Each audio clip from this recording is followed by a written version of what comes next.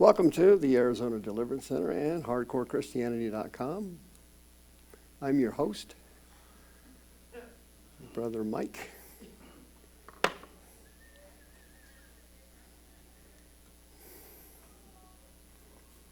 All right, got a good Bible study for you tonight. It's one of the most important ones I've ever taught, so hope this goes well. Let's have some fun with the announcements. The announcements usually go pretty smooth on Friday nights, but Thursday nights we have problems with the announcements. So what we're going to be doing from now on is using these slides. I know what you're thinking. Brother Mike's a problem solver. Yes, sir. I sure am. I've been solving problems and causing them for decades. Okay, then our next healing service is October 31st. I hope you'll be here for that. Those things are boomers. They're fantastic. Here's our YouTube channel. We've got 400 teachings on there for you. YouTube.com/houseofhealingaz. Here is our goodsearch.com is our recommendation. Switch over there from Google, put in our charity name, and they pay us money when you surf the web. Free. Do you need to get a hold of me for any reason?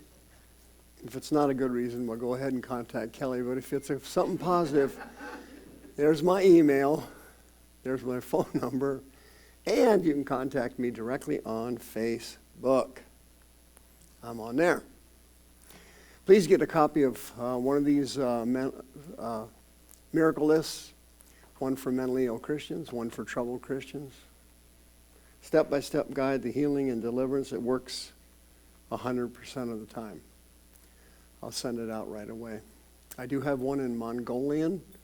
Some guy did that for me, but I didn't put it up there because I haven't had not a big push for that. You know.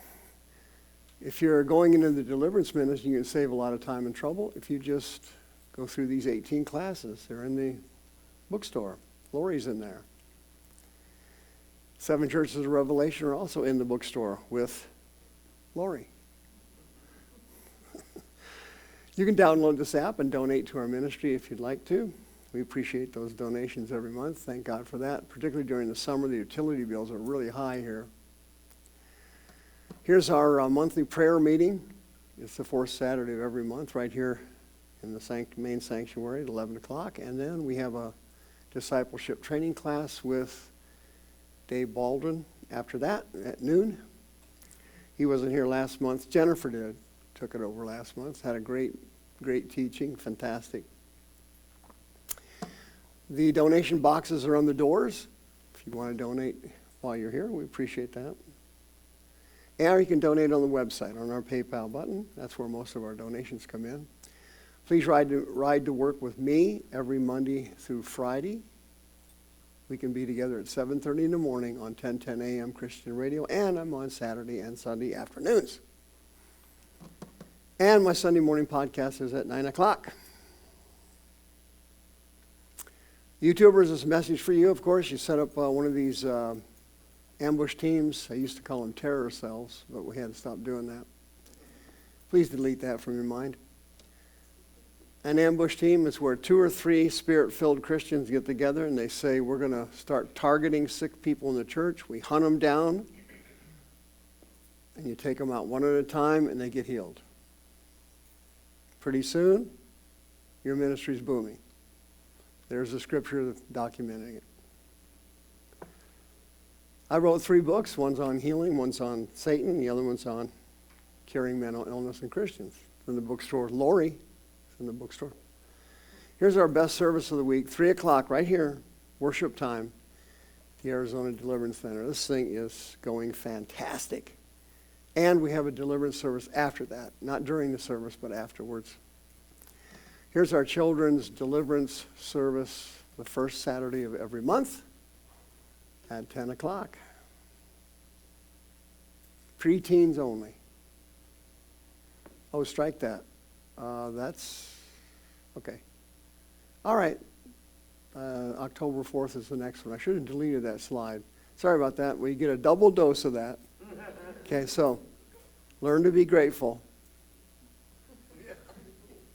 All right. Michael Carter's Bible studies on Zoom every week, 5 o'clock.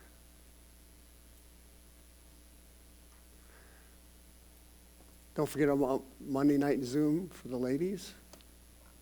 And Tuesday night discipleship training class with Julie. Every Tuesday night at 6:30. That class is always fantastic. It's full. Great. And here's the subject. Here's the subject. Tuesday, 6:30. We've got Zoom classes coming out of our ears. You can get healed at home, sitting in your living room.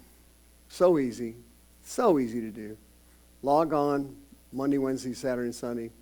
Send me an email, and I'll give you the code and the password every week. They just finished the Glossa prayer meeting. It's here every Friday at 6 o'clock. That's fantastic. Helps keep the anointing up around here. Thank you for doing that. Men's only seminar, October 11th. Brother Rick will be here with the team. Another one. November 7th. Things are booming around here. November, Julie is back. Ladies, are you ready? November 15th, Saturday, 11:30 in the morning, right here. We like to plan ahead around here. Yep, our healing service is October 31st, while we celebrate Smashing Halloween. What a great time to get healed on Halloween. Fantastic. In the hall, we have a monitor, and if you didn't get all these announcements that I just went over, you can always get them at the monitor outside, particularly Thursday nights. If somebody gets up here and can't remember half the announcements, okay, they're out, right out that door on that monitor, booming. Yeah. Folks, you got to have an IQ off the chart to be able to pull all this off. Telling you. All right. Listen, I want to teach you something tonight. Very important. I want to teach you some facts tonight.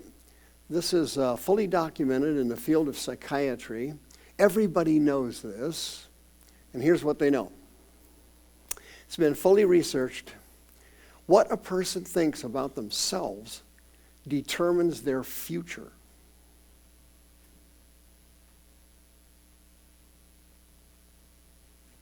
That's a scientific fact. They have proven through empirical research that what you think about yourself determines your future in Christ and in the world. Whether you're saved or you're a sinner, doesn't matter. What a person thinks about themselves determines their future. Yeah? Check this out. Here's a guy, Norman Vincent Peale. Have you ever heard of him? Well, he wrote this book. It was a supernatural bestseller. It was on the bestseller list forever. The Power of Positive Thinking. Ever heard of it? Oh, yeah. Probably not. This guy's an old man. He's not died at 95 in 1993. This guy kind of laid the foundation for this concept of what a person thinks about themselves determines their future. And he wrote a book on it, and I mean, it sold like you wouldn't even believe. He also founded that book called Guideposts. You ever seen those in the dentist's office? Or the doctor's office. Here's some of his famous quotes, okay? He was a minister, by the way. It's always too early to quit. Yes or no? All right, let's vote on them. That one, that's a good one. I like that one. Okay, I'm going to vote without you. It's okay. I can read. Empty pockets never hold anybody back. Only empty heads and empty hearts can do that. Okay, I'm going to give that I thought, it's going up. See it go? I'm fighting it back, but that's not bad. That isn't bad. Change your thoughts and you change your world. I'm going to give that this one. I'm going to give it to you. Whether you like it or not, doesn't matter. That is a scientific fact. Understanding can overcome any situation, however mysterious or insurmountable it may appear to be. Wow, I kind of like that one. Get them, Norm. Forget the mistakes of the past and press to the greater achievements of the future. Good advice, Norman. Thank you. When you pray for anyone, you tend to modify your personal attitude toward them. Well done. It's almost like he had the miracle list. That's number one on the miracle list. Come on, Norman. You were dead when I did it. The more you lose yourself in something bigger than yourself, the more energy you will have. That's interesting. The secret of a successful life is to find out what is one's destiny to do and then do it. You can tell he read the Bible, right? Jesus said, "You are my friends if you do what I tell you." Not if you sit there and listen, but if you actually do it. Boom. He caught on. Whoa, here's another one. Napoleon Hill. Napoleon Hill. Think and Grow Rich. You ever hear that book?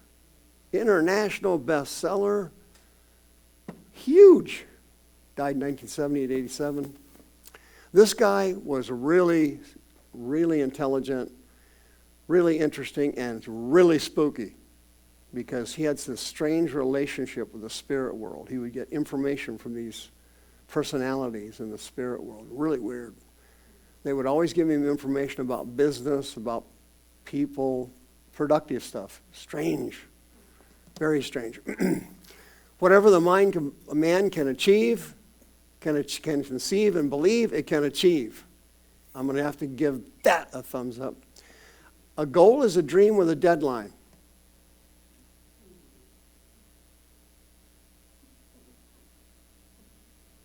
Now that gets a thumbs up, but you got to think about it. There you go. A lot of people are not going to get that because they're not good thinkers. Patience, persistence, and perspiration make an unbeatable combination for success. Wow, I'm going to have to go with that one. Man. Don't wait. The time will never be just right. Yes, okay, I like that one. You like that one? Yes, okay. I got two. I got a voucher. That's a good one. The starting point of all achievement is desire. Wow, isn't that the truth? There are no limitations to the mind except those we acknowledge. That's a thinker.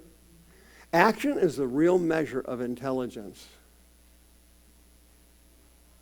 That's a thinker. It is literally true that you can succeed best and quickest by helping others succeed. That's almost like the golden rule of success, isn't it? Kind of weird. He was also a minister. The ladder of success is never crowded at the top. That's a great quote. I like that one. That's okay. A lot of times I am the only person that likes something. I'm fine. Here's another one. Here's a boomer. Tony Robbins. There he is. He's got that birth defect.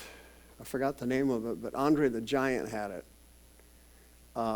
It affects your pituitary gland. What is that called? Where you grow like, Giantism? Yeah, it's called giantism, but it's got a medical name to it. That's what it was. Your pituitary gland is jacked up. Well, he has that too. He was big. He's got a big head. He was big as a kid. He's got gangly, huge hands, everything. Anyway, this guy's got a monster IQ. He's a Croatian. He was trained by a guy in California, and he's worth about $600 million, okay? His other activities, I'm not going to go into it, very embarrassing, lawsuits, sexual harassment. This guy's got a laundry list of crap stuck in the closet, which I didn't want to go over. But let's flip over to this. This guy is filthy rich off of this concept that we all know has been scientifically proven. He understands it better than most. What a person thinks about themselves and how they see themselves determines their future. $600 million he made off that truth.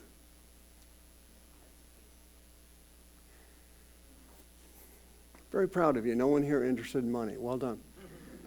A real decision is measured by the fact that you have taken a new action.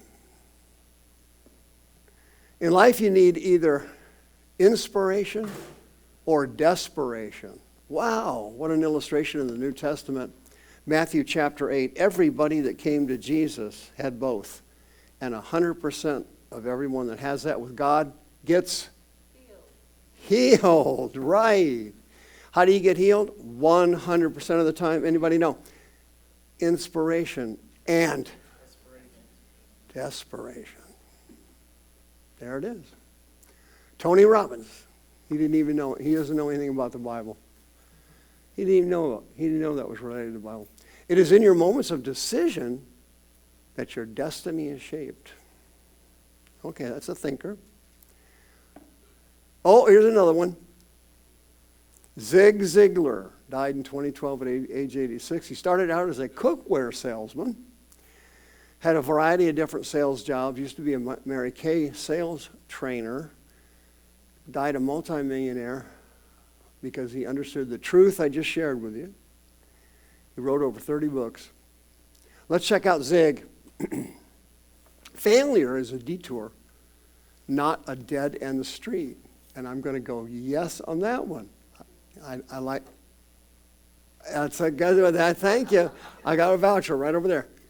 That's a good one. Very good. A goal properly set, you're already halfway there. Thinker? Okay, well. 3, the price of success is much lower than the price of failure. I've got to give a thumbs up on that one. Zig, my man. Oh, there he is.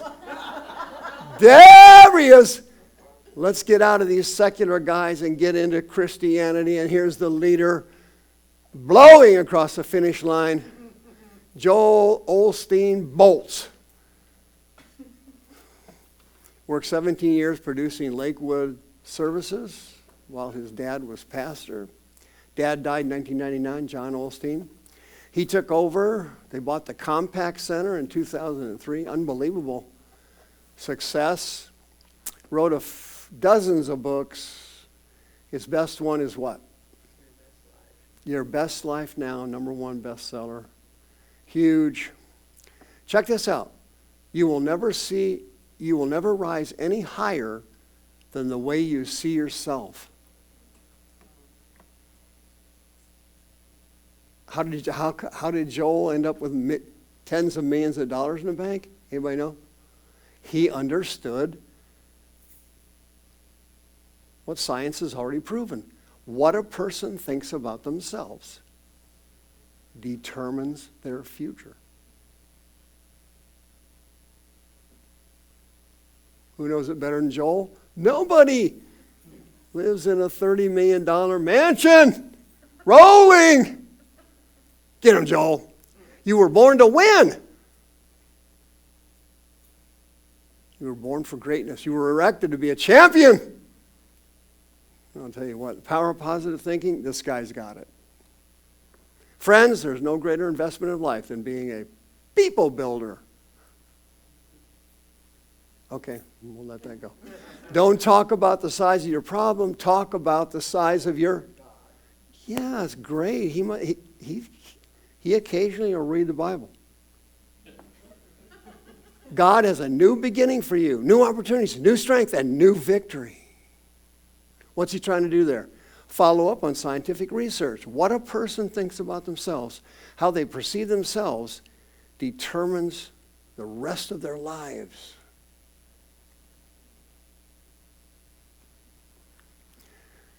You have to shake off the negative things people say about you. No kidding. It doesn't matter who likes you or doesn't. All that matters is that God likes you. He likes you. He accepts you. He approves of you. See that? Almost like he read Ephesians chapter 1. He might have done it. Who knows? The scientific research that I told you about was based on God's holy word. Here it is. Do not eat bread with somebody who has an evil eye. Don't desire his dainty meats.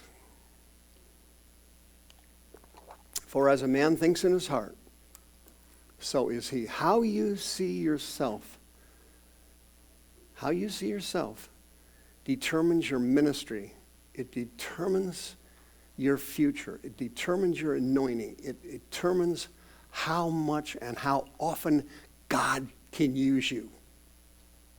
It's all based on one thing: how you see yourself.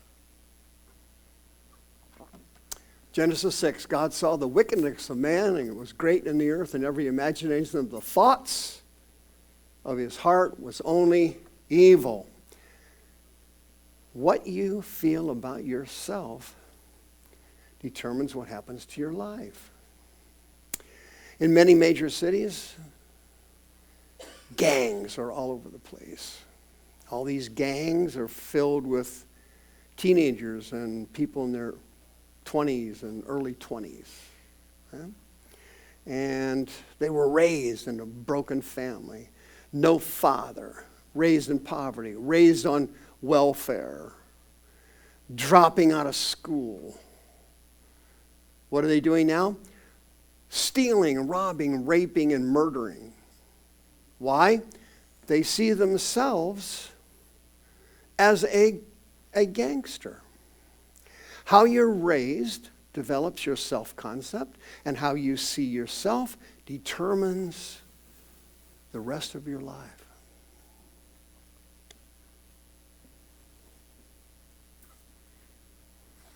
It led to the end of the first world. Matthew 12, Jesus said, "You generation of vipers, how can you, being evil, speak good things? For out of the abundance of the heart, the mouth, out of the abundance of your view of who you think you are, who do you think you are, determines whether or not God can use you in the ministry." Did you know that?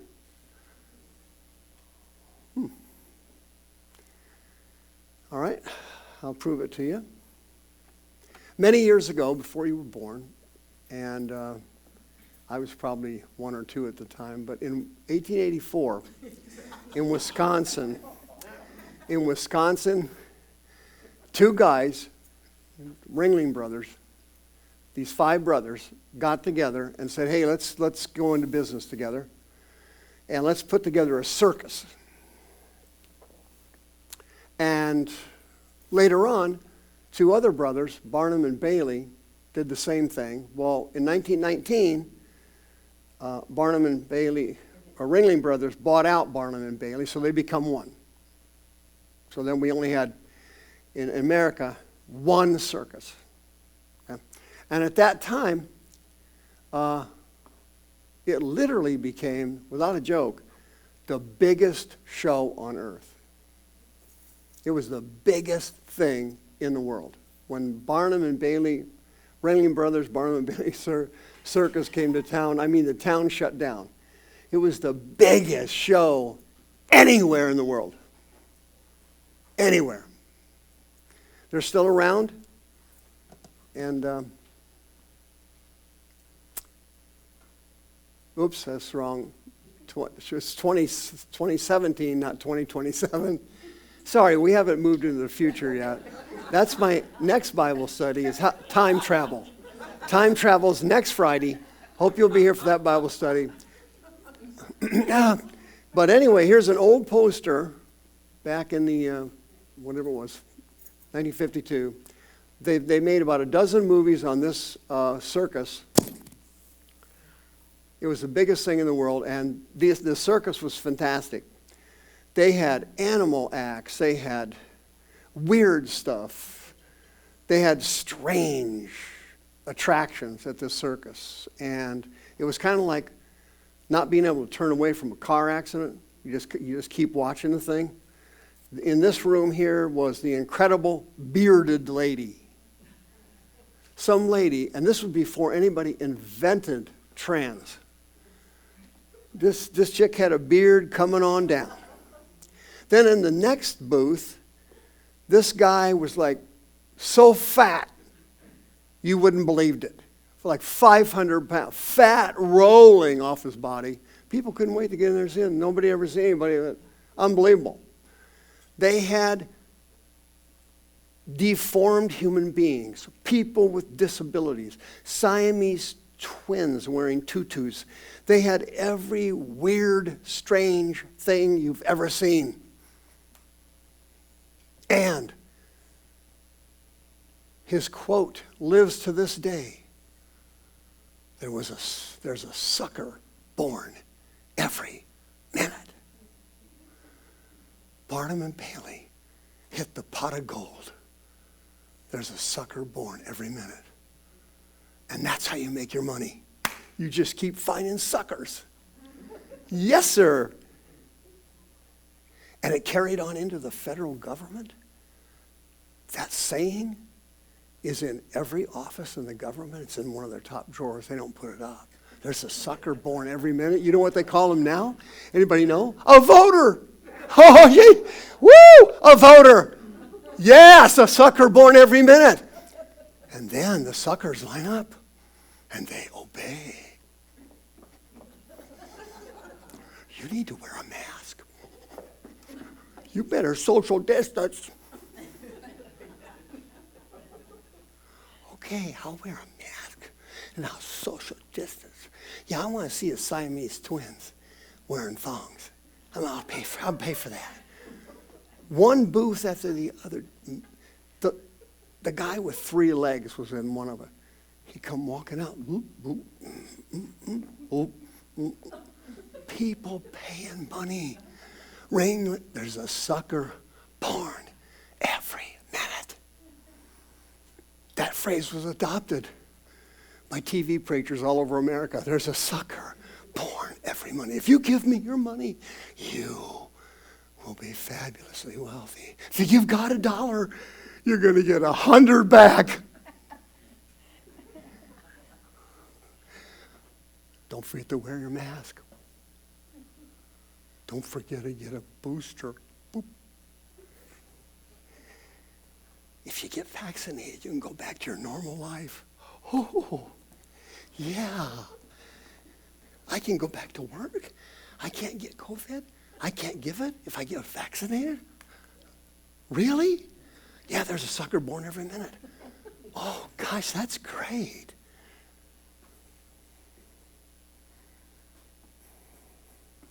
Barnum and Bailey, smarter than Elon Musk.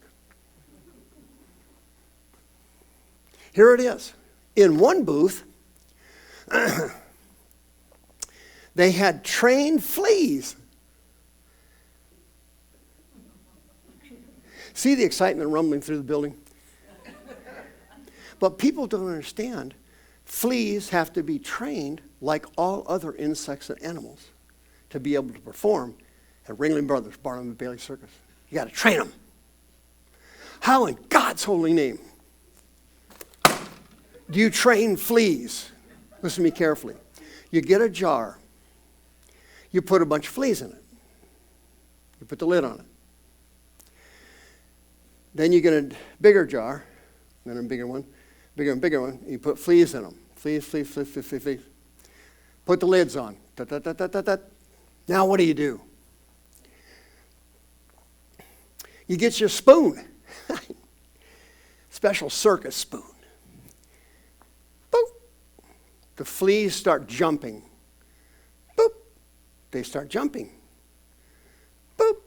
They're jumping. Boop. They jump. The fleas in this jar jump up to the top of the lid. The fleas in this jar jump to the top of that lid. The fleas in this jar jump to the top of that one. Anybody following me? Yeah. Okay. I knew you were because this isn't the calculus. Fleas have to be trained to jump a certain distance. Since they don't speak English, you've got to use a physical method of training a flea. So the flea in this bent jumped that high, the ones jumped at that high. So when you take them out of the jar and you tap, they jump to the same height they were in the jar. Does anybody follow me? You can mix the fleas together, tap, and the fleas jump the same height they were in the jar. Even though the other fleas are jumping this high, these fleas don't jump that high. Oh, this is deep. This is better than trigonometry. That's how you train fleas. Brother Mike, this is amazingly deep. Can we get your autograph? Sure, I'll be out in the hall, hiding my face in shame. Now let's go to here. Every human being is born in a jar and has a lid on it. And that family, that environment, how you're raised, who you're raised with, determines your concept of yourself. Your concept of yourself determines how high you jump in that jar.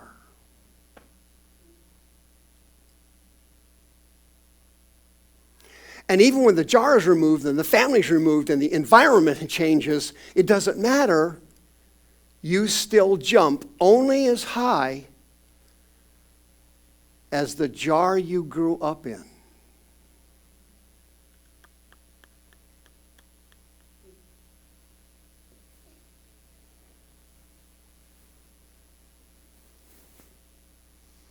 The lid on the jar is your self-concept. What you feel about yourself and who you see yourself as determines how high and how far you jump in life. God cannot use you unless he fixes that lid. If he doesn't fix it, your ministry and your future is shot.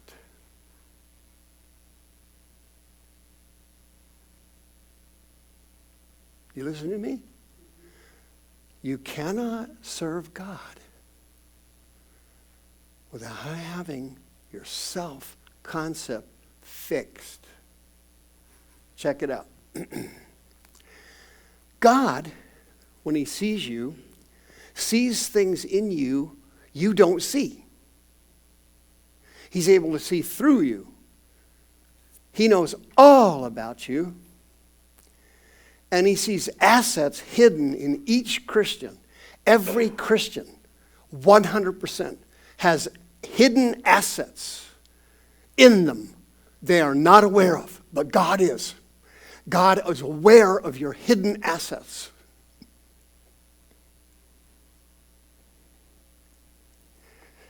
In Moses, it was easy, wasn't it? Yeah, he had already been in Egypt. He'd already been a ruler and a prince. He already had an obviously huge IQ. He was already a natural leader. And an unfortunate incident happened to him, and he abandoned it all. He ends up out in the desert and gets a job watching sheep. And he's out one day with the sheep.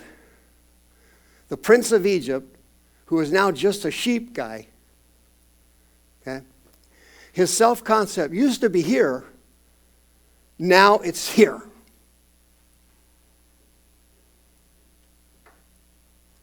The reason the devil dumps so much crap on you is to get you to see yourself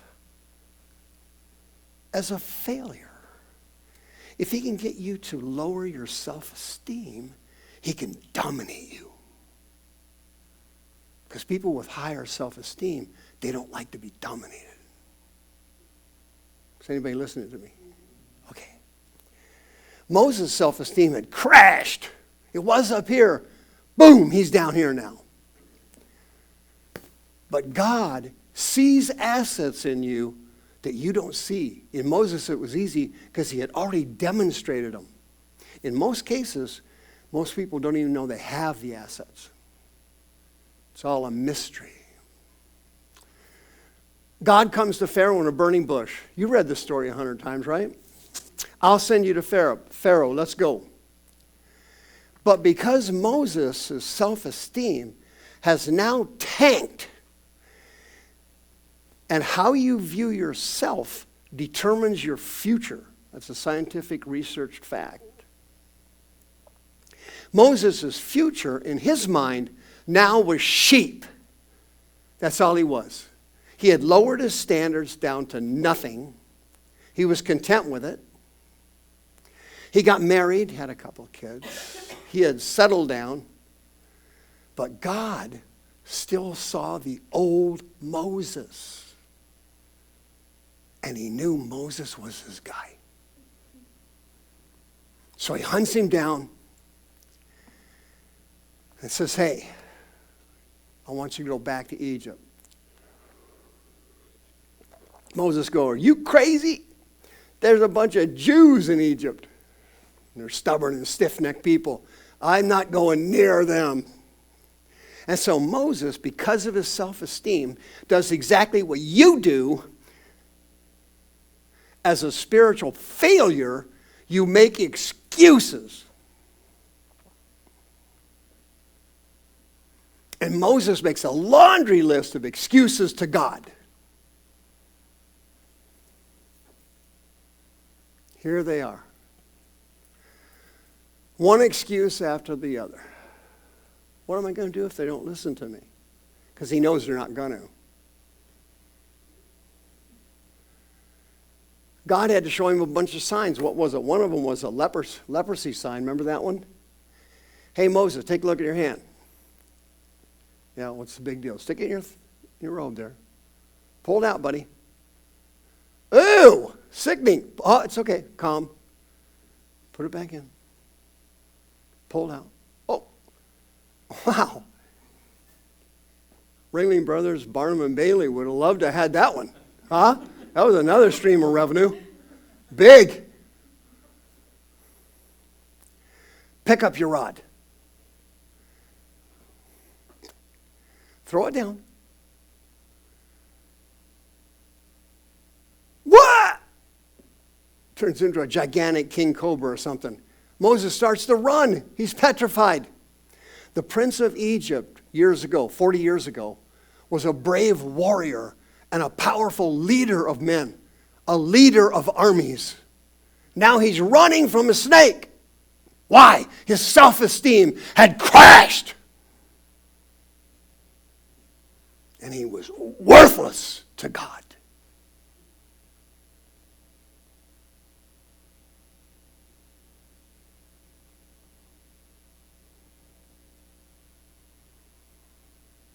How you see yourself determines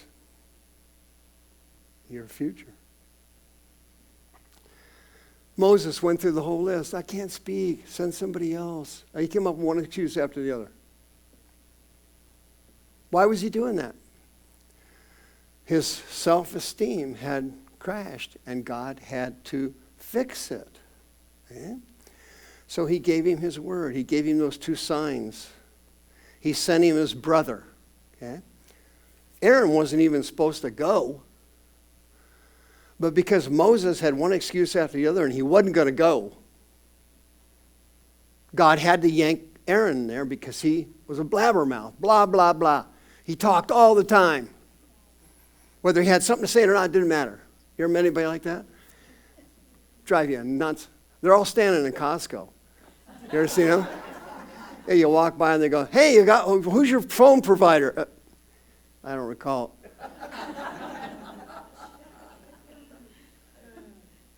When your self-esteem is low, you cannot be used by God. When your self-esteem is low, you make excuses. You blame others. You live like a coward. Moses had settled for sheep.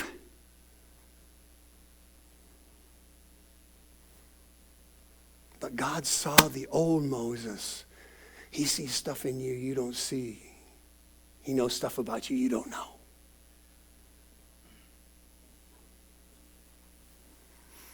Gideon. Judges chapter 6, the angel of the Lord appeared to Gideon. And the Lord said, I am with you. You are a mighty man of valor. Gideon hadn't accomplished anything in life. He was a stone cold loser. He was a nothing.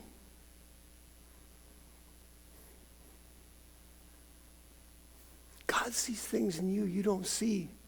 You don't understand. He's looking at you. You don't get it. He's looking at you. I don't mean looking at you. I mean looking at you. He looks through you. He looked at Gideon and said, wait a minute here. This guy's a complete loser. So is his family. But I see something in Gideon. Something's in there. That if we just team up, he will become a mighty man of valor.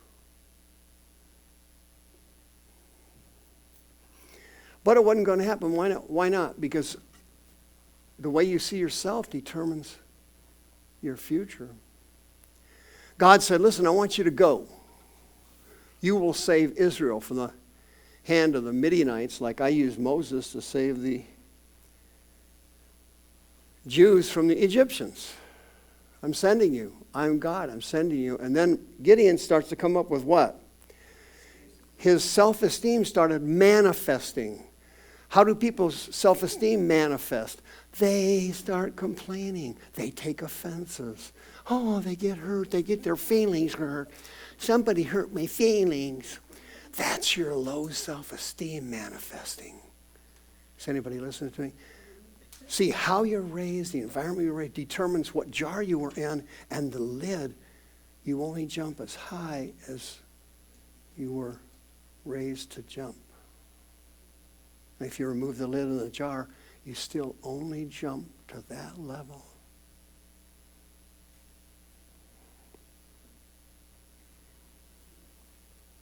That's how they train fleas. Well, Gideon starts manifesting, I'm going to save Israel? Are you nuts? What? Who are you talking to? My family is flat broke. We are nothings, nothing in our city, in our area. We have no respect from anybody. Nobody. We're zilch. God didn't see his family or his history. He saw the hidden things hiding in there that if he just team up with me, the real Gideon could manifest. Wow. My family's, there's one moron after the other in my family, Lord. Imbecile, idiot, kook, crackpot, and I am at the bottom of the list. Everybody in my family sucks, and I am the suck king. I am at the bottom of the trash can. That's what he's telling him. Gideon saw himself as a routine failure, the way he had been raised. He was a flea in a jar, and the lid was there, and that's all the higher he could jump. They took the lid off, and they won't jump any higher.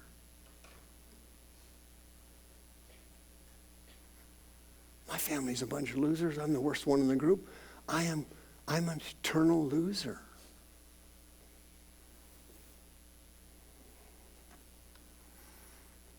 The Lord said, wait a minute. That doesn't mean anything. I will be with you. Okay? Judges chapter 6 sounds like 2025 Christianity to me. Sounds exactly like that. So God gave Moses 2 signs, and then he gave Gideon 4. Okay? What was he doing there? If God can't repair your self-concept, you are useless to him.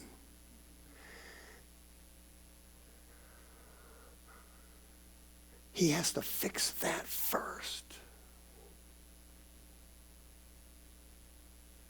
before you can be used.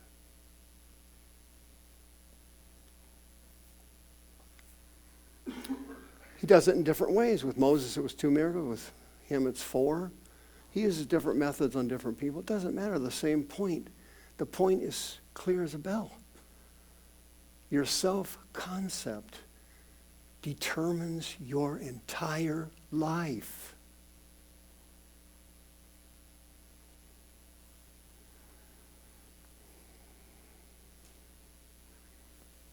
How do you think Joel sold all them books? People see themselves as total failures. They hear Joel pump them up, and then he tells them that the secret of their life is in this book I wrote. So they go buy the book. Okay, this isn't rocket science, folks. If I figured it out, it can't be rocket science. This is how people are. Your self-concept is the determining factor. It's the rudder on your boat. You see yourself as an ignorant, moronic, asinine, fat, ignorant slob? That's your future. If God can't fix that, you can't serve.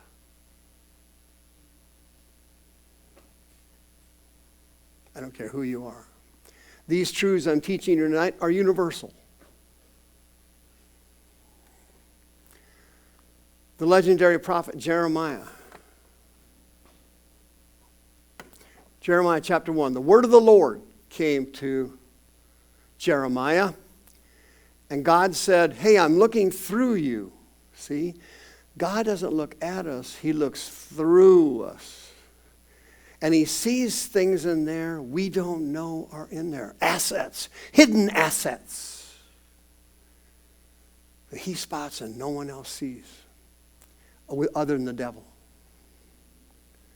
He knows what's in there. This time, it's happening before the person is born. I find that amazing. Before you're born, before you learn to be trained as a flea in a family, before anything, while you're in the womb, he looked in there and saw you as a person. I know this sounds like blasphemy, but fetuses are persons.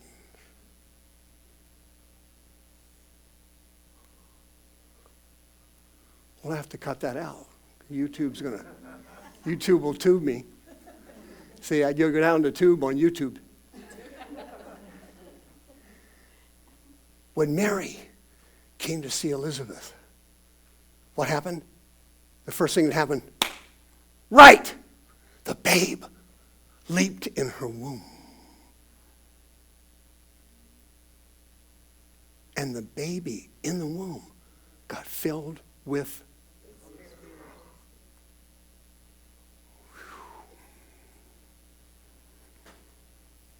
that's a person in there. And since it's a person, it's readable. And since it's readable by God, he can see assets in you have before you're born.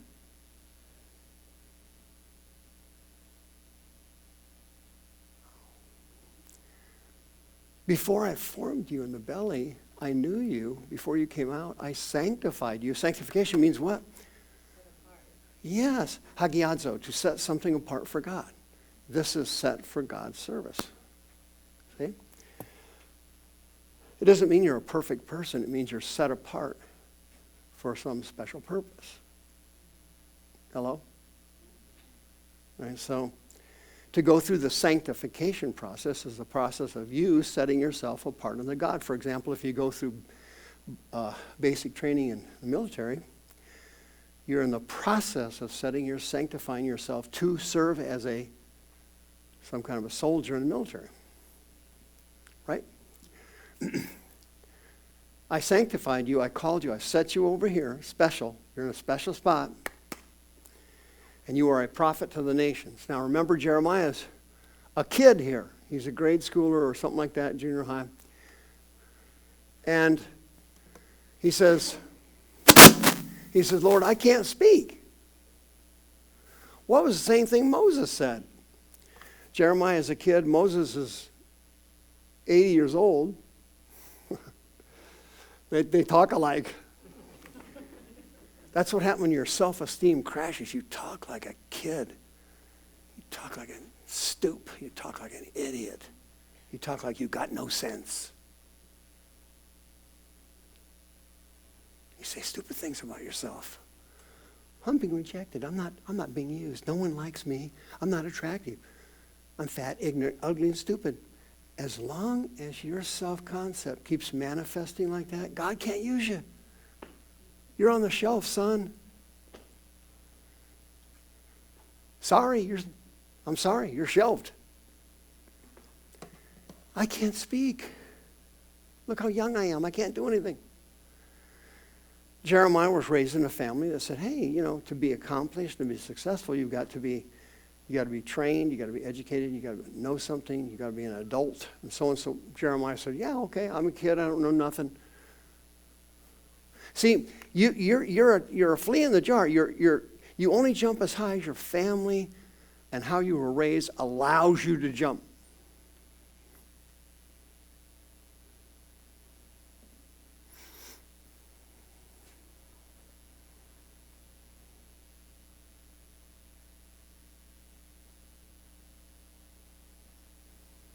Your parents, your foster parents, your adopted parents, whoever it is, your grandparents, whoever raised you, puts you in a jar and puts a lid on it.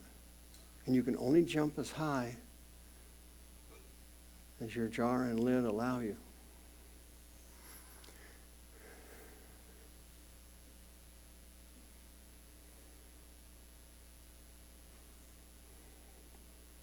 Mary Wordsworth Etter grew up on a farm. She was a woman back in the 1800s.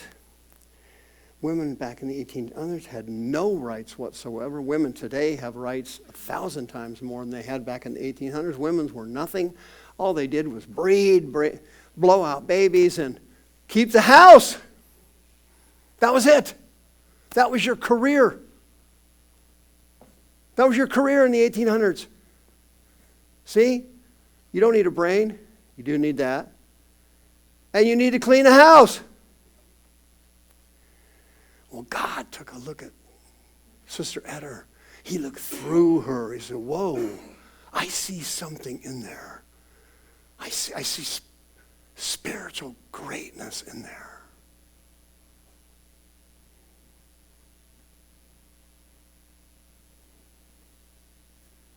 What do you have to do? You had to overcome her concept of being a woman down here and everybody else being up here. He had to retrain her self-concept so he could use her.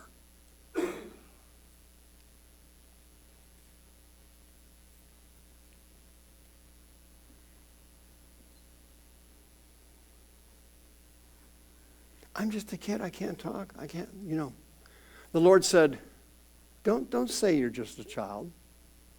I'm here.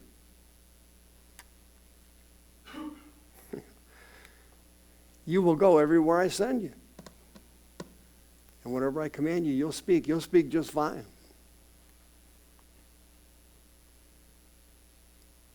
What's he doing here? In every servant of God, every minister, every person who's in the ministry, everybody has to go through this process. They have to have their self-concept fixed, or God can't use you. There's nothing can be done.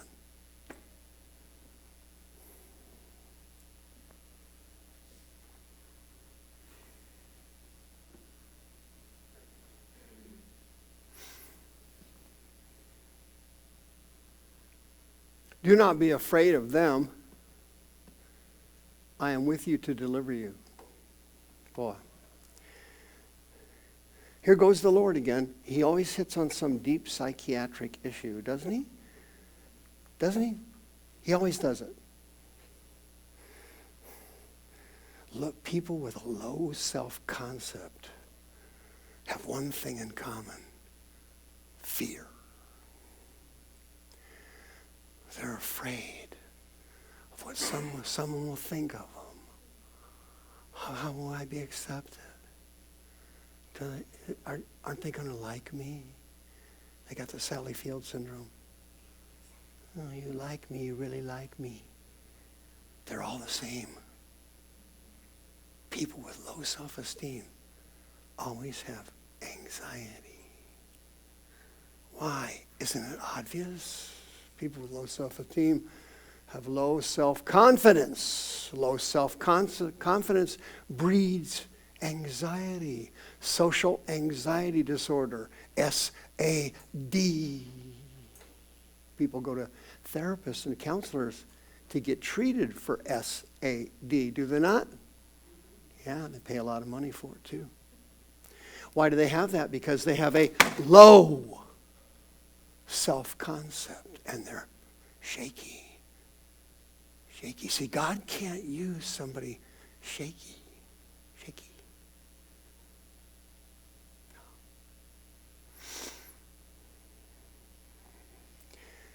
Would you like some advice on how to kiss your ministry goodbye? Stay down there where Moses was with the sheep and stay scared. Your ministry. Bon voyage.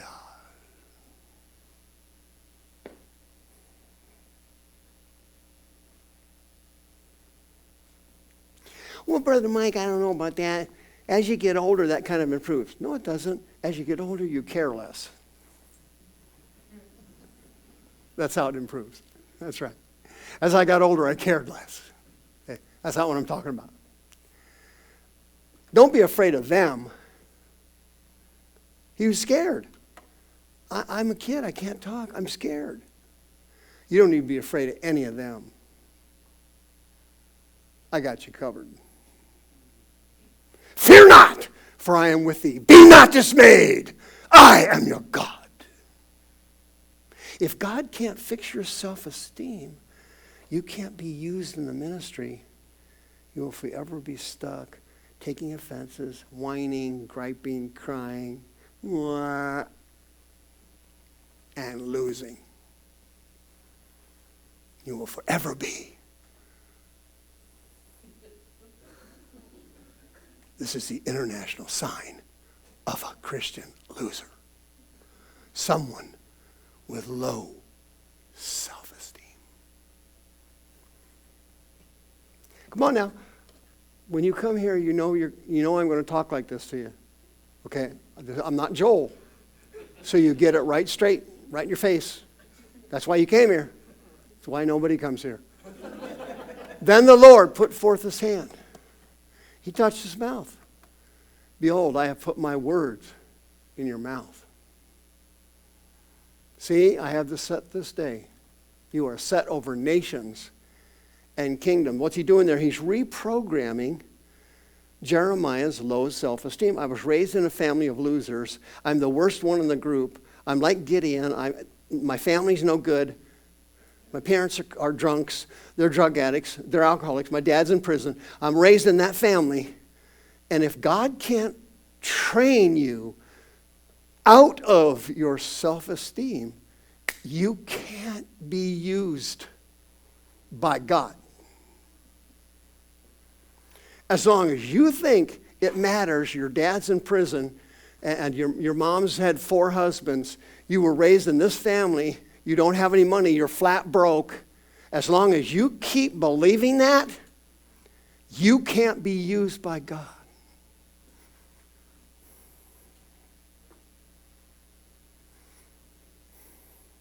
Because you think that matters. Does it matter? No. Don't say you can't speak. Don't you be afraid of them.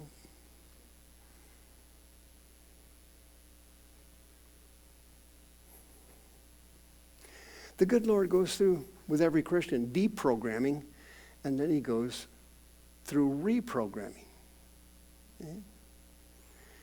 Yeah. If your kid ends up in a cult, California, most of the cults are in California, and your parents have money, if they're broke, you're done. But if they have money, they'll hire private investigators who now work as deprogrammers, and they will literally kidnap you out of that cult. Costs about $75,000. They will kidnap you.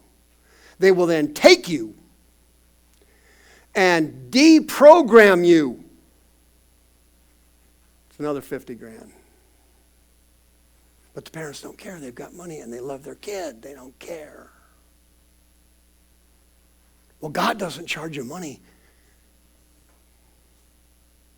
He has to take you through this process of deprogramming you. Because you were raised like a flea. You can only jump that high. Even if you're put out on the table. Look, the world. Here's the whole world, flea. Mr. Flea, look, you can go anywhere you want. Why are you only jumping that high?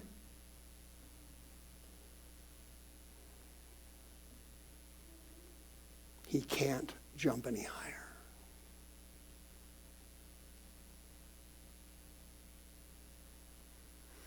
My parents are drunk. My mom's a drug addict.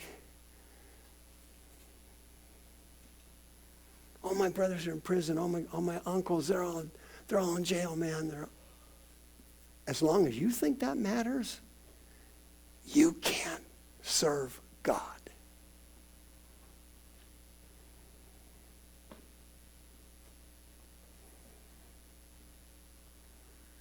Well, I didn't get one doggone break in life. I got nothing. You don't understand. No, you don't understand. You don't get it. Don't be afraid of them, says the Lord.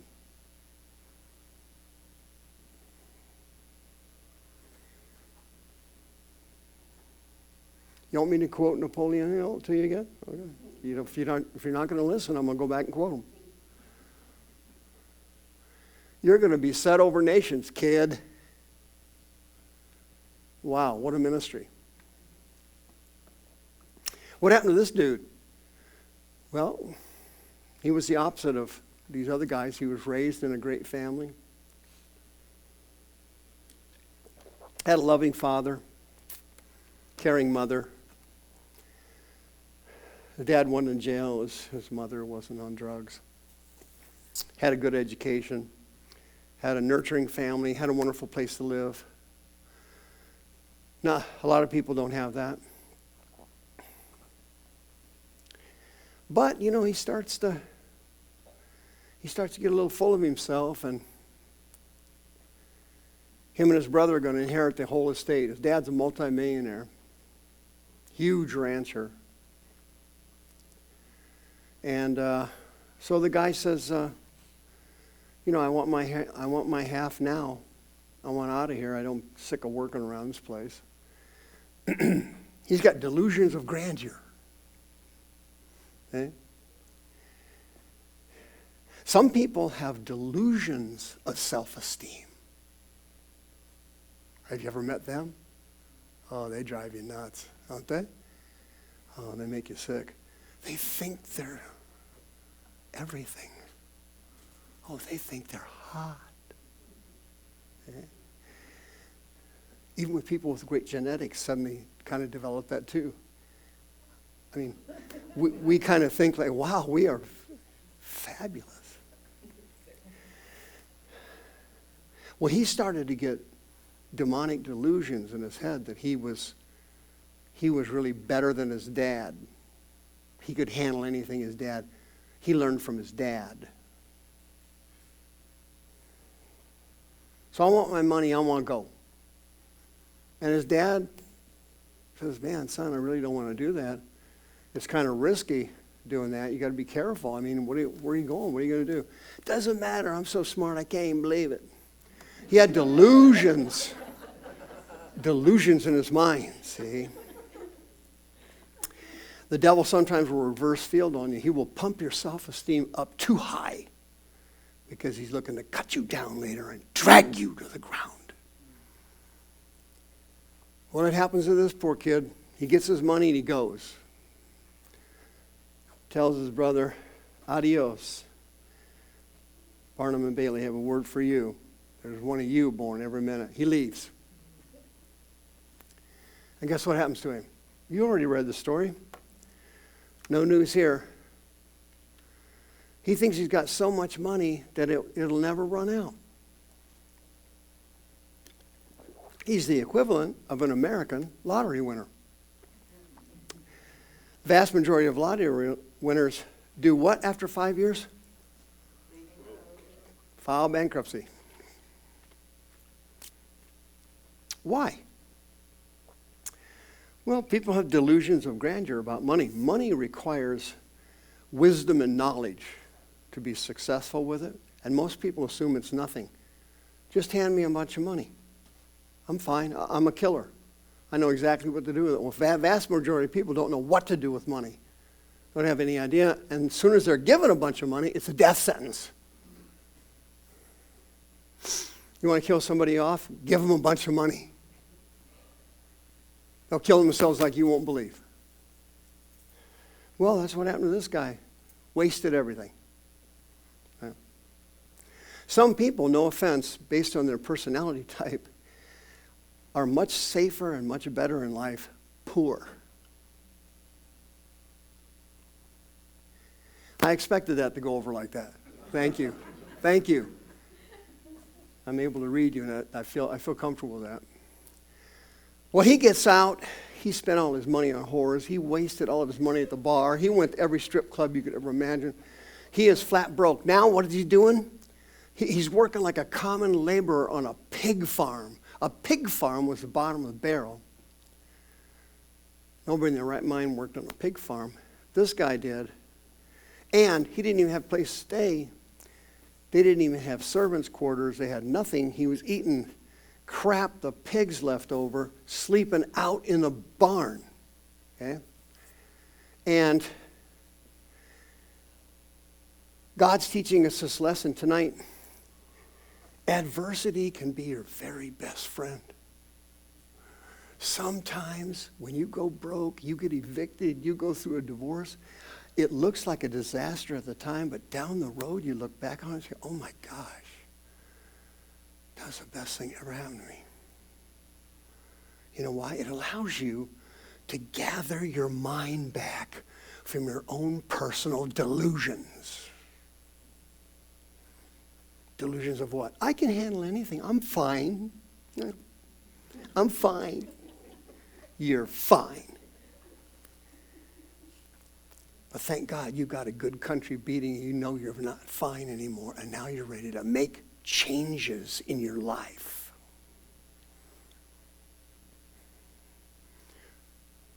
There it is.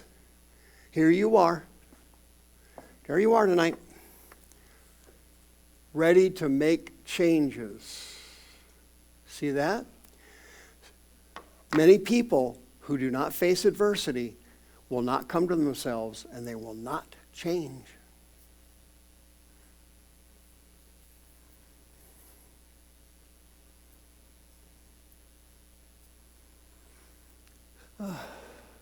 Sicknesses are bad. Getting real sick, sometimes very good. Allows you time to put things in perspective. Maybe I need to adjust my thinking.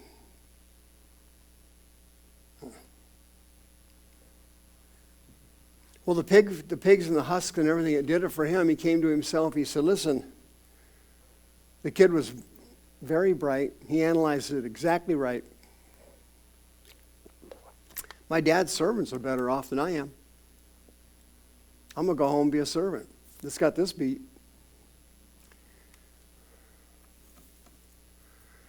But then he does something that really is one of the highlights of this parable. It's all spiritual. As you notice, all Jesus' parables were spiritual. They had a spiritual root to them. Here it is. Did you backslide? Did you fail? Did you screw your life up? Did you fall apart? Good. Follow these instructions, and you've got miracles headed your way. Father, I have sinned against God and you. I am no longer worthy to be called your son. Nothing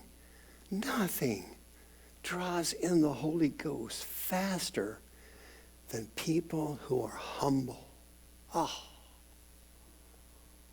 You can almost hear him making a move. Arrogant people and pride, they get nothing from God. Talk to the hand. The point of the parable, oh, it's coming through so clear here. This is good stuff. I'll take a servant's job. See that? Humble yourselves under the mighty hand of God, and he will exalt you in due time. Apologize first.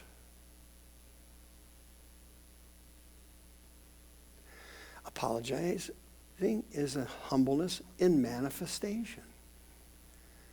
I'm sorry requires you to debase yourself. Now you're on the right track. Whoa. You wouldn't believe how hard it is for people to apologize to other people. Like it's like pulling teeth out of yaks. They can't even hardly get it out. Sorry.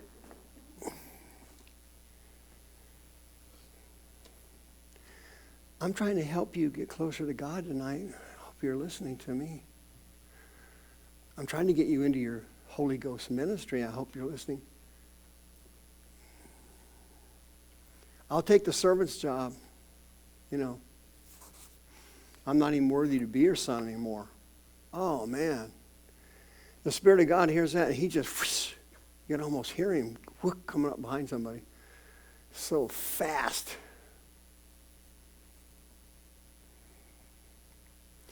I'm not worthy of anything. Christ made me worthy.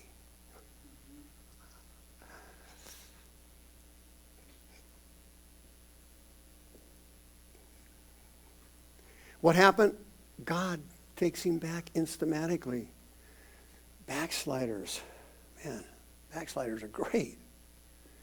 I like backsliders. I wish I had a whole room full of backsliders. That's one of my dreams someday. I've asked the Lord for that. Lord, give me a whole service full of backsliders. My backup dream was, Lord, give me a whole service full of whores. I want every seat filled with a whore. Why do I want those people? Because I know the Holy Ghost is going to rush. He's not going to walk over. He's going to rush at them to heal them. And I get to watch it. Here's God. It's an illustration. Don't you see that? This is not about a kid and a dad. This is a spiritual story. Spiritual.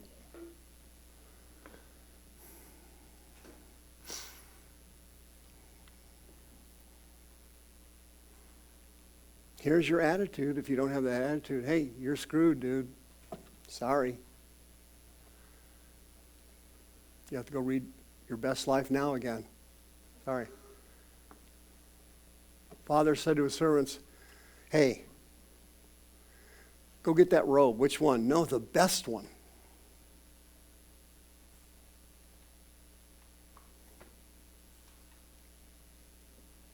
Now you know I wanted a whole room full of backsliders. They get the best robe. Go get that ring and put it on his hand. Put it on there. This finger. It's this one. I'm holding two up because I don't want to get banned on YouTube. It's this one. Put it on that one. Put the best shoes on his feet. Give him the best meal. Celebration. Don't you see the celebration here? Jesus said that in the glory of heaven, the angels rejoice over how many? 500,000? One sinner.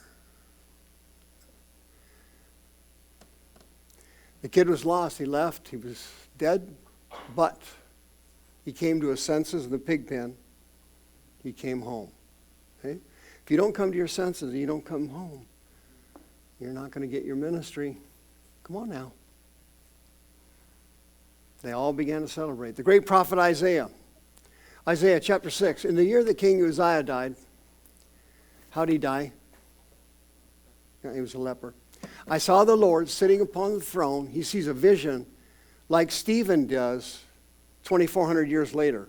They both see a similar vision, similar one. He sees a vision. There it is, kind of like the curtain pulled back up there. And he sees the good Lord sitting on his throne like Stephen did.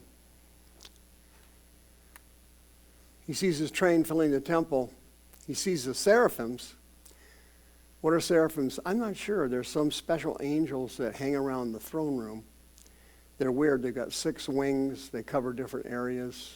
I'd like to see one. One of them cried to the other one, back and forth in the throne room, "Holy, holy, holy is the Lord God of hosts. The whole earth is full of his glory." Isaiah's watching this from the earth. He sees this curtain or something roll back, whatever it is. And there it is. Boom. Like Stephen.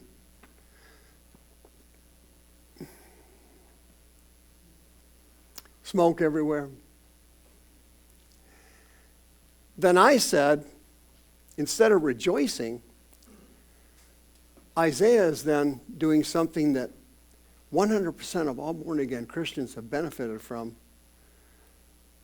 when they decide to face themselves in life.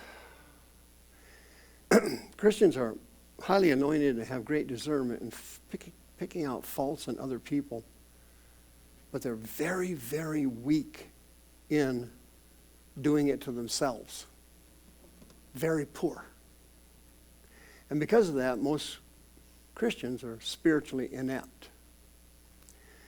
But Isaiah does do it. And he sees himself and he goes, "Oh no. Me? Oh my God. I can't believe it. I'm seeing that and now I'm comparing myself to that. This is outrageous. My God, I can't believe it."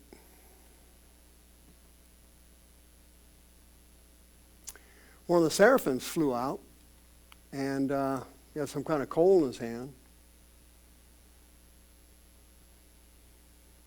I guess he had tongues, so it must have been a hot one. From the altar, doesn't say where the altar was. It must have been somewhere in the, I'm thinking in God's throne area somehow, some way. I don't really know what's going on here, but there's an altar there somewhere, and there's some, looks like burning coals on it, whatever that was. So he takes one and flies down there, lays it on his lips, right? Jeremiah got the same thing, similar thing. Lips. Yeah, lips are bad, aren't they? Ooh, jeez. Man, out of the abundance of the heart, the mouth speaks. Whatever you say is picked up in the spirit world. If you say ugly things about yourself or somebody else, demons hear it, and they can put curses on people. Particularly people who say things out loud who have spiritual power, kind of like witches, warlocks, sorcerers, New Agers, people who are familiar with the spirit world. If they say something evil, demons can transfer it to another person, put a curse on somebody. Or you can curse yourself. Well, his iniquity was removed. And then after that happened, apparently, Isaiah was having some positive feelings, it looks like. And he hears a conversation, again, and going up, he can still see up there. And he hears them talking up there. And he hears God say, who am I going to send for us? Who's going to go for us? And Isaiah, because he had been cleansed, see, what happened there? The coal came down and his self-esteem changed. See that? God can't use you in the ministry when you've got low self-esteem. Those people are put on the back burner. They're put on hold. They're put on a shelf. The first thing he's got to do is fix your self-concept. Because he doesn't want you jumping this high. He wants you jumping that high.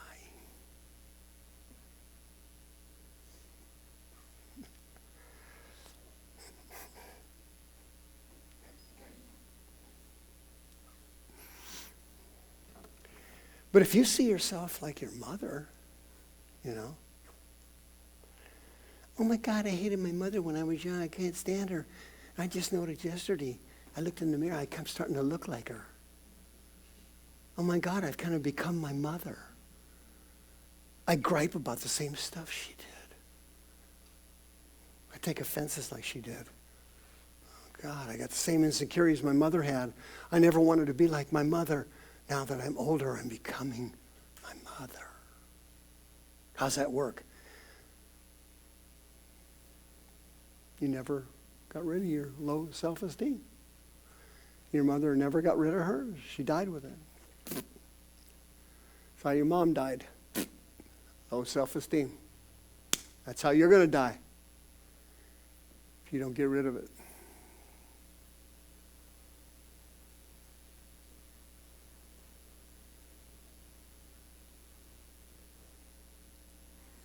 As soon as his self-esteem's changed, he hears them go. They need somebody to go somewhere? God needs somebody? Wait a minute. Hey, I'm your guy. It's me.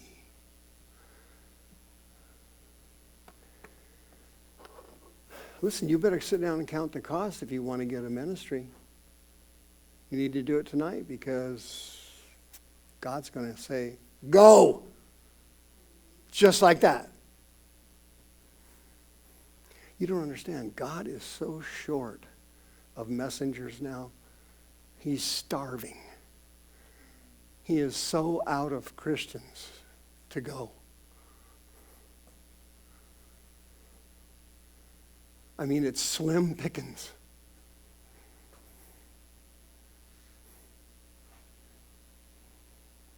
God was almost completely out of prophets in Israel at that time. And as soon as he said, well, I'll go, go!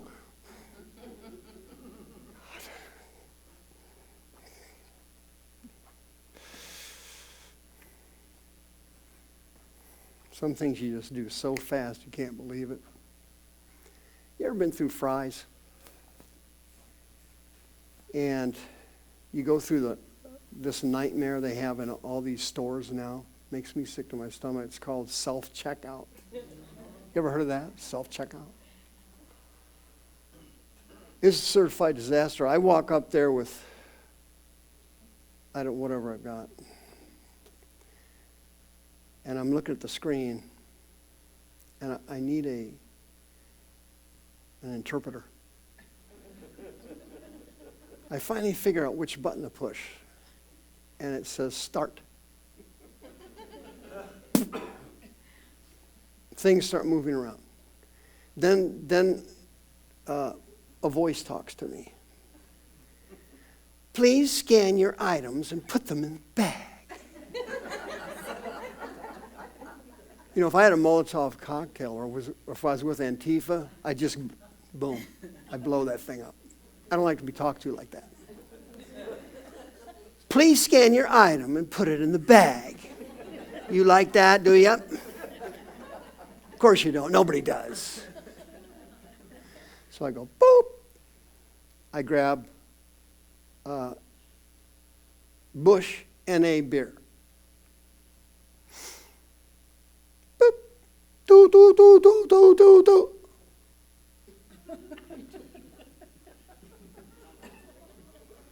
Elizabeth, I'm coming. Some gal comes up with a green card up behind me. I'll have to clear that. Beer. So what are you talking about? That's NA beer. It's like drinking pop. Well, that's just our policy. You got to verify my age. I'm in my 70s. To buy some NA beer, boop, boop. See that? You don't like that, do you? Yeah, nobody does. They automatically come up to you with a green card. And they go, boop, boop, bop, boop. So I can scan the item and put it in my bag. God. That's how fast it is. Go. Scan. Then I got to punch another button. What do I got to get? The receipt. So I'm looking over and over. Finish some, click.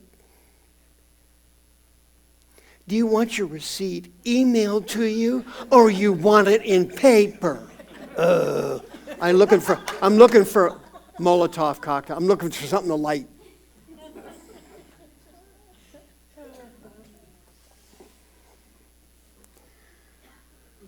Listen, if you'll fix your self-esteem, you'll hear God call you so fast you won't believe it. He's so short of workers now. Have you seen the United States? It's going to hell in a handbasket. Have you seen the Christians in America? Outrageously embarrassing.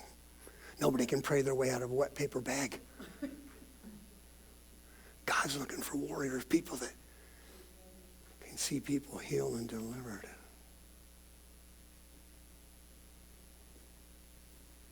You don't have to wait around for him. He'll come right at you. Now go. Listen, friend, you're called by God. He looks into you and he sees assets in there you don't know you have. He called Abraham out of nowhere to start the nation of Israel. Samuel was a little boy. God called him to be the prophet of Israel. Wow.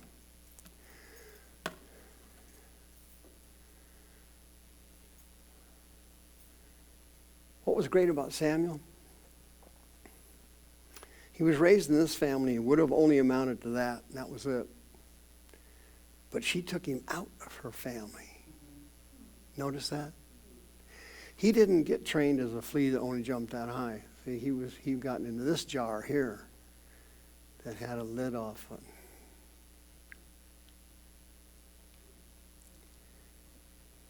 Some people aren't raised in little jars like we were, where you can only jump so high and you're basically a permanent loser.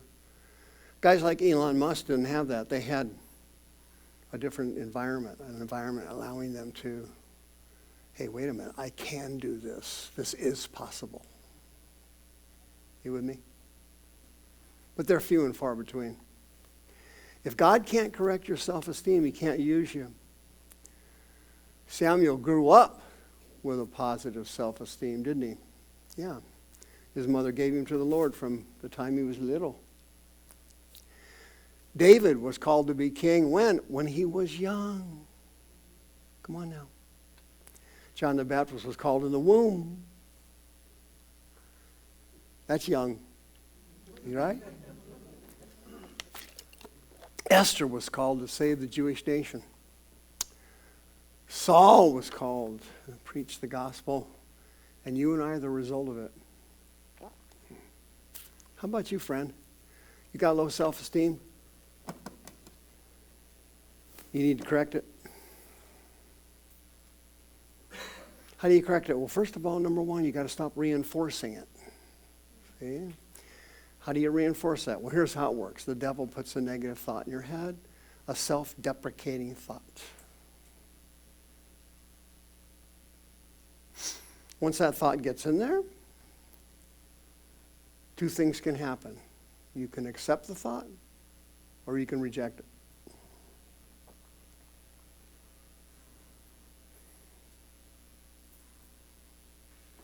Who does he do that to? 100% of human beings on the earth, 8 billion. He puts a self-degrading thought in your mind. Boop. And then, one of two things happens. The person accepts it, receives it, and they become it, or they reject it.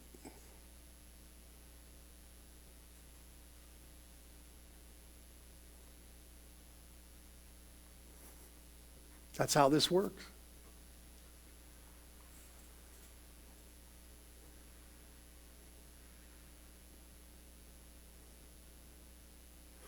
Well, Brother Mike, I didn't have a hope in hell. I was raised by this person and that person, this family, that family. Hey, I know you were, okay? As long as you believe that, you can't serve God.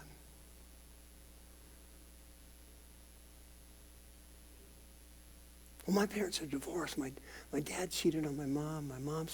My mom drinks too much. My mom's been married 5 times. You can have one excuse after the other. Go ahead and load them up. Oh my God, I'm black. I'm white. I'm Hispanic. I'm brown. I'm yellow. I'm Native American. Oh my God, I'm screwed. Okay, as long as you buy that race hoax and you don't receive the truth of God that there is only one race, it's Adam's race, and everybody came from that dude. What color was he? I don't know, and nor do I care. I would like to get a hold of that guy, though. Oh. Ooh. I'd temporarily backslide if I could get a hold of him. Just temporarily. Okay? After I killed him, I would repent. Amen. This is good preaching. You got to change your attitude about yourself,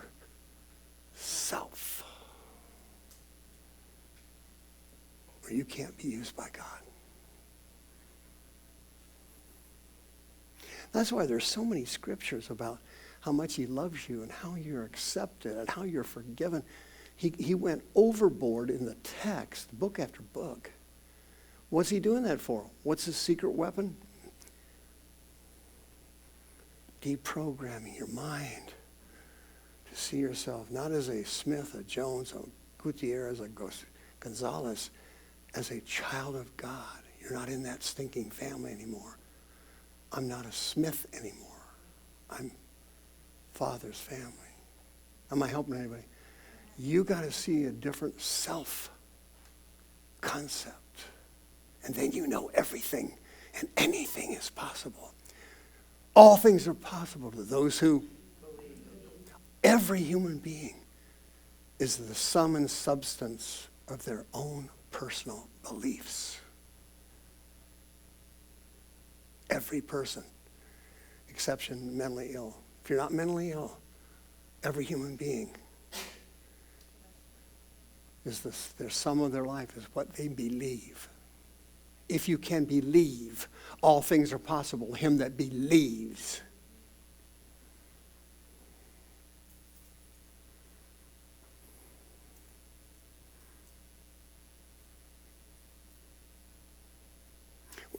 You were raised by a bunch of idiots? Okay.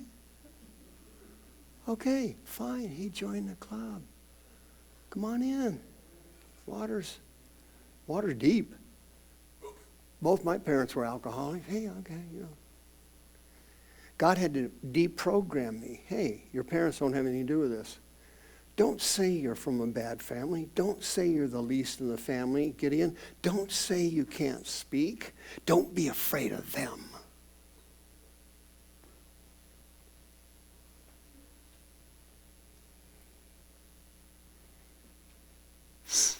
Hey, someday you're going to be, I hate to say this, and please don't run out of the room, but someday you're going to be older than me. Yeah, that's right. If you're fortunate, you're going to make it to your 80s, okay? You're going to be sitting there going, you know something, years ago, some guy, can't remember his name. I can't remember the name of the church. I think it was the Demon Church. He said, if I didn't change my self-concept, I was going to die like I am now. You're going to be 82 years old, laying there going, man, I remember that teaching. Yeah, I saw that. Had I changed my view of myself, man.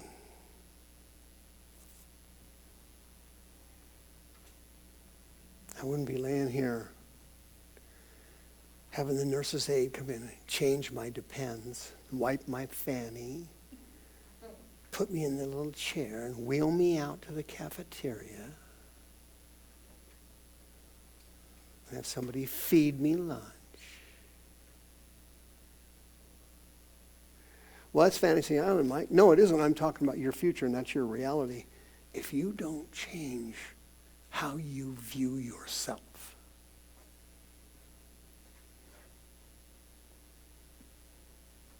you're going to blow everything. All going to be gone. Your ministry, your anointing, your giftings. Everything you dreamed of having is going to be lost. Lost.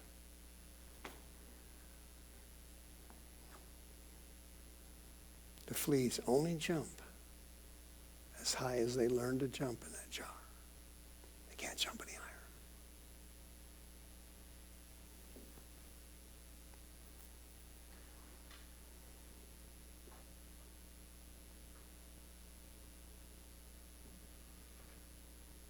Let's pray together then.